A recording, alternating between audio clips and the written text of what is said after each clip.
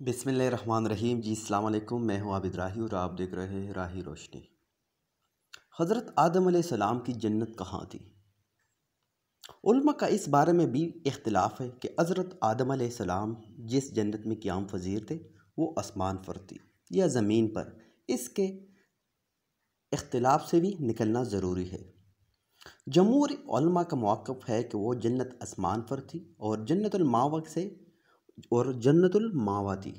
आयात और अहादीस के ज़ाहिर से भी यही बात बयां होती है। जिस तरह कि अल्लाह ताला ने फरमाया, वो खुलना या आदम उस्कुन अंत व ज़ौजुकल जन्नता, और हमने कहा ए आदम अलैहिस्सलाम तू और तेरी बीबी जन्नत में रहो। अल जन्ना में अलिफ लाम अमूम यानी महबूद लफ्ज़ी के लिए नहीं है, बल्कि वो अलिफ लाम महबूद ज़हनी पर विलादत करता है, जिससे मुराद जन्नतुल मावा यही है। जैसा कि हज़रत मूसा अलैहिस्सलाम ने हज़रत आदम अलैहिस्सलाम से कहा, वलाम आखर जन्ना व नफ्सका मिनल जन्नति, क्या आप ही है जिन्होंने हमें और अपने आप को जन्नत से निकाला। इमाम मुस्लिम रहमतुल्लाह अलैह ने अपनी सहीह में हज़रत हुज़ैफ़ा रज़ियल्लाहु अन्हु से रिवायत किया कि हज़रत हुज़ूर अकरम नूर मुजस्सिम सल्लल्लाहु अलैहि वसल्लम ने फरमाया कि अल्लाह ताला मैदान हशर में लोगों को जमा फरमाएगा, फिर जन्नत को मोमिनों के करीब कर दिया जाएगा। मोमिन हज़रत आदम अलैहिस्सलाम के हुज़ूर होकर अर्ज़ कहेंगे कि हमारे लिए जन्नत को खोलिए। आप फरमाएंगे, क्या तुम्हें तुम्हारे बाप की खता ने जन्नत से ना निकाला था। इस हदीस से भी यही आया होता है कि वो जन्नतुल मावा ही थी, लेकिन ये हदीस महल नज़र आ है। मुताखिरीन की राय है कि जिस जन्नत में हज़रत आदम अलैहिस्सलाम क़याम पज़ीर थे वो जन्नतुल हौल्द नहीं थी, क्योंकि कई एक बातें जन्नतुल मावा होने की मनाफी है। मसलन हज़रत आदम अलैहिस्सलाम को पल ना करने का मुकल्लफ किया गया। हज़रत आदम अलैहिस्सलाम वहाँ मुहासराहत हुए, फिर वहाँ से बाहर तशरीफ़ लाए और इब्लीस लाइन में इसमें दाखिल हुआ। ये कौल अबी सुन ख्वाब अब्दुल्ला बिन अब्बास वहब बिन मनबा सुफयान बिन ऐनिया रज़ियल्लाहु अन्हा से मनकूल है। इब्न कतीहा रहमतुल्लाह अलैह ने अल मुग़ारिब में इसको पसंद फरमाया है, और इनके अलावा कई बुजुर्गान दीन की राय भी यही है कि ये कौल तो रात की नक़्स है जो अहले किताब के हाथों में है। ये इख्तिलाफ अबू मोहम्मद बिन हरम ने अल-मलल और हलल में, और अबू मोहम्मद बिन अतिया और अबू ईसा ज़माने ने अपनी अपनी तफासिर में बयान किया है। अबू कासिम राग़िब और काजी मौदूदी अलैहिर्रहमा ने अपने तफसीर में बयान किया है कि हज़रत आदम और हवा अलैहिस्सलाम को जिस जन्नत में सकूनत दी गई थी, इसमें इख्तिलाफ है कि वो दायमी जन्नत थी या आरज़ी। ये कौल तो ये है कि वो जन्नत हौल थी, और दूसरा कौल ये है कि अल्लाह ताला ने वो जन्नत के लिए बतौर आजमाइश तैयार की थी, वो दारुल हौल्द ना था, जिसे दारुल जज़ा कहते हैं। आया वो जन्नत आसमान में थी या ज़मीन में, इसमें भी वो दो कौल है। इमाम हसन बसरा रहमतुल्लाह अलैह का कौल है कि वो जन्नत आसमान में थी, इसलिए इन दोनों को वहाँ से उतरने का हुक्म हुआ।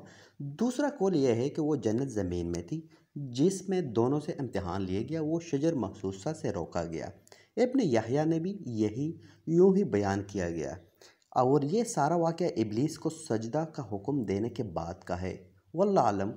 ये कलाम 3 अक़वाल पर मुश्तमिल है, और महसूस होता है कि काजी मादरी रहमतुल्लाह अलैह इस मसले में तवक्कुफ़ करते हैं। अबू अब्दुल्ला राज़ी ने अपने तफसीर में 4 अक़वाल बयान किए हैं। ये 3 तो वही जो मादरी ने बयान किए हैं, और चौथा तवक्कुफ़ का है। अबू जवाली कहते हैं कि वो जन्नत है या तो आसमान में, लेकिन जन्नत मवा नहीं है। फरिश्तों ने कहा, वापस पलट आओ, इनका वक्त विसाल करीब आ चुका है। बेटे वापस पलट आए। फरिश्तों ने आपकी रत की गौसल दिया, खुशबू लगाई और कफन दफन का इख्तिताम किया।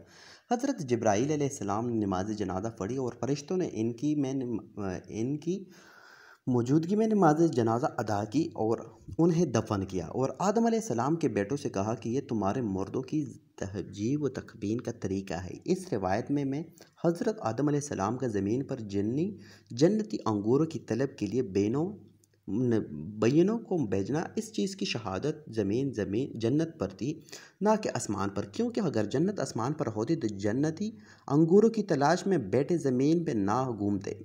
वल्लाह आलिम। इस रिवायत को अब्दुल्ला बिन इमाम अहमद ने ज़ियारत में बदबा बिन हालिद से, और उन्होंने हिमायत बिन मुस्लिम ने से, उन्होंने हुसन बसरा से, और हुसन बसरा ने यहया बिन हमज़ा से, उन्होंने अबी बिन काब रज़ी अल्लाह अन्हु से रिवायत किया है। ज़मीन पे जन्नत के कायल एक दलील भी यह भी देते हैं कि अल्लाह ताला के इरशाद, ये जो आलम लाम दाहिल है, इसका कोई माबूद पहले नहीं गुजरा जिससे महसूस जन्नत मुराद की जाए ली जाए, लिहाजा इससे मुराद माबूद ज़हनी ही मुस्लिम है। अलबत्ता सियाक कलाम से पता चलता है कि हज़रत आदम अलैहिस्सलाम की तहलीक ज़मीन से हुई, फिर यह कहीं जिक्र नहीं कि उन्हें फिर आसमान पर उठाया गया हुआ हो, जबकि आदम अलैहिस्सलाम को पैदा भी ज़मीन पर रहने के लिए किया गया था। जिस तरह कि अल्लाह ताला ने फरमाया कि दानी जाहिल फिल आर्द हलीफा है, बेशक मैं ज़मीन में अपना नायब बनाने वाला हूँ। इस नज़रिए के कायल लोगों ने कहा कि यह बिल्कुल ऐसा ही है जिस तरह अल्लाह ताला ने फरमाया, बेशक हमने जांचा जैसे इस बाग वालों को जांचा था। यहाँ पर अमूम के लिए नहीं और ना ही इसका कोई माबूद लफ्ज़ी है, और सियाक कलाम से पता चलता है कि यह माबूद जहनी के लिए है, और वो ज़मीन का बाग है, वह भी मुराद ज़मीनी बाग ही होगा। एतराज़, अगर मुराद ज़मीनी जन्नत ली जाए फिर से क्या मुराद होगा? जवाब, यह हुक्म आसमान से उतरने पर दलालत नहीं करता, क्योंकि कुरान पाक में बेशुमार मुकदमात पर तहफ़्फ़ुज़ इस्तेमाल हुआ, लेकिन वह आसमान से उतरने का मानी मुराद नहीं लिया गया। मसलन जब हज़रत नूह अलैहिस्सलाम की किश्ती जोड़ी पहाड़ पर ठहर गई, ज़मीन से पानी खुश हो गया, तब हज़रत नूह अलैहिस्सलाम को हुक्म हुआ कि ए नूह अलैहिस्सलाम, किश्ती से उतर, हमारी तरफ से सलाम और बरकतों के साथ। सूरत बकरा में ही इरशाद है, और कुछ पत्थर वो है जो खशीद अनीहित से गिर पड़ते हैं। हदीस में भी ये भी लफ्ज़ बकसरत आया है, लेकिन कहीं ये भी मानी मुराद नहीं कि आसमान से उतरवा कर। ये तस्लीम भी कर लिया जाए अगर लफ्ज़ खबूत से मुराद ऊपर से नीचे उतरना है, तो फिर ज़मीन पर जन्नत को ना होने की दलील नहीं बन सकती, क्योंकि आदम अलैहिस्सलाम जिस जन्नत में सकूनत पजीर थे, वो सतह ज़मीन के बाकी हिस्सों से बुलंद थी। वहाँ फल फूल साए नाते नेमतें और खुशियाँ थी, जिस तरह के अल्लाह ताला ने फरमाया कि इन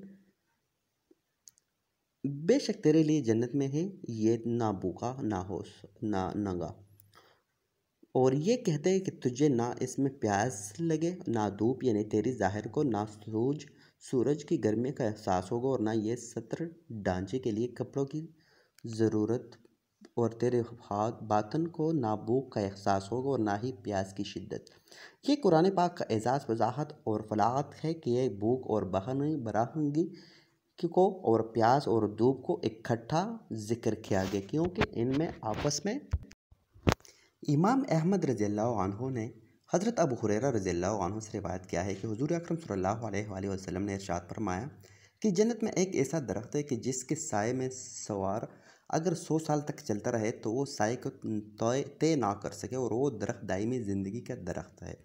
ये बात अंदर और हजाज और अबू दाऊद तयालसी ने हज़रत शुबा रज़ियल्लाहु अन्हा से रिवायत के अंदर कहते हैं कि मैंने शुबा से पूछा कि वो दायमी ज़िंदगी का दरख्त है, तो उन्होंने कहा कि दोनों जगह हदीस में ये बात नहीं है।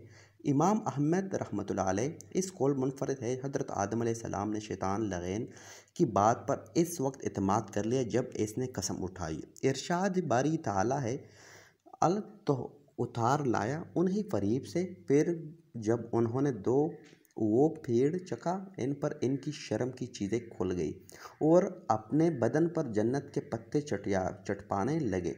सूरत ताब में इरशाद हुआ, इन दोनों ने इसमें से खा लिया और अब इन पर इनकी शर्म की चीज़ें ज़ाहिर हुई और जन्नत के पत्ते ऊपर अपने छुपाने लगे। हज़रत हव्वा अलैहिस्सलाम ने भी पहले खाया था और हज़रत आदम अलैहिस्सलाम ने बाद में। हज़रत हव्वा अलैहिस्सलाम ने ही आपको पल खाने पर उकसाया था। वल्लाह आलम। तो ये थी नाजरीन आज की वीडियो पसंद आने की सूरत में हमारी वीडियो को लाइक करें, शेयर करें, कमेंट करें, सब्सक्राइब करना ना भूलें, अपने राय ज़रूर दीजिएगा। इंशाल्लाह नेक्स्ट वीडियो में मुलाकात होगी, तब तक के लिए रखेगा अपना और अपने प्यारों का ढेर सारा ख्याल। वॉइस ओवर में काफ़ी मसला आ रहा था, सो प्लीज़ आप नाराज़ नहीं होना। इंशाल्लाह कोशिश करेंगे कि आइंदा हम अपना वॉइस ओवर पूरा और बराबर करें। शुक्रिया जी, अल्लाह हाफिज़।